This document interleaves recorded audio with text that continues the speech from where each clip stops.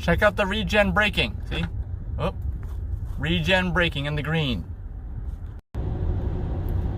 I'm just driving along and I release accelerator and into regen. And the car slows down too.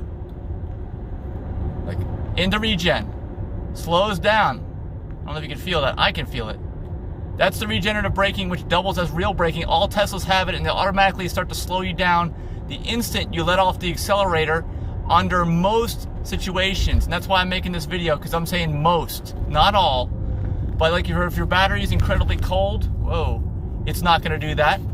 Okay, let's forget about that for a minute. Cold climates suffer range tremendously because they don't have regeneration, because the battery's too cold unless you warm it up, and that kills range too. So it kills range in the cold weather, that's for sure. But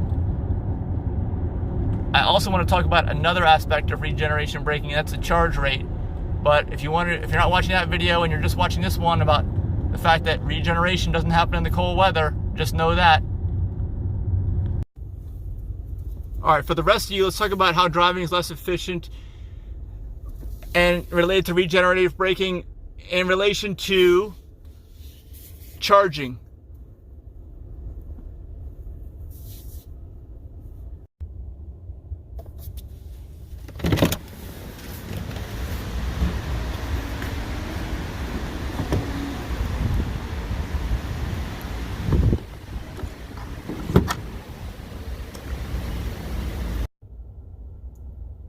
All right, now in terms of charging, this is why you don't want to charge to 100%. Actually, right now I have it set so that it will charge for 100%. This is like 90, okay, which Tesla says you can use for daily charging. This is like 80, 70, 60, 50, okay? I put it at 100. Once you get above 90% though, and Elon Musk has said this, driving is much less efficient unless you're getting on the highway and not touching the brakes. So on a trip, no problem. Get on the highway as quick as you can and don't touch the brakes. You won't notice the difference. But if you're in regular driving, when you're in this range between 90 and 100, okay, you are not going to get any regenerative braking. They're going to shut it off because the battery's almost full. So that regenerative braking I was just showing you will not take place. So instead of the car slowing down when you release the accelerator, it won't slow down. So it's going to keep coasting, and you have to use the regular brakes, which is fine. Although you don't want to use the regular brakes if you can avoid it, because the brake pads, if you drive gently, should last the life of the vehicle. I would think hundreds of thousands of miles. They're only used for panic stops, really.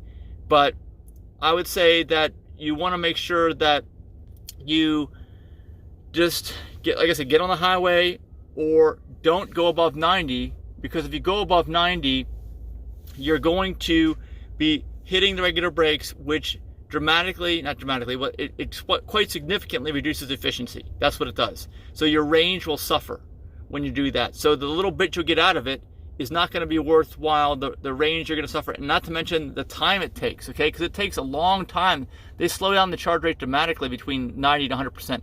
It takes a long, long time to charge up between those 2 points. And it's just not worth it from an efficiency standpoint on your time, because your time is valuable, and also because your range is going to be reduced because you're not going to be able to use any regenerative braking. So let me know if that makes sense. Let me know if you have any questions about this. I'm going to put it back to where I had it and done. And we'll see. I'm charging right now at a good rate, not about 90 kilowatts. That's the maximum for my old battery pack. It's been charged like 1,000 times, supercharged. Seriously, 1,000 times. Anyway, let me know your comments about this. And be sure to like and subscribe and hit that bell for notifications. I will see you in the next video.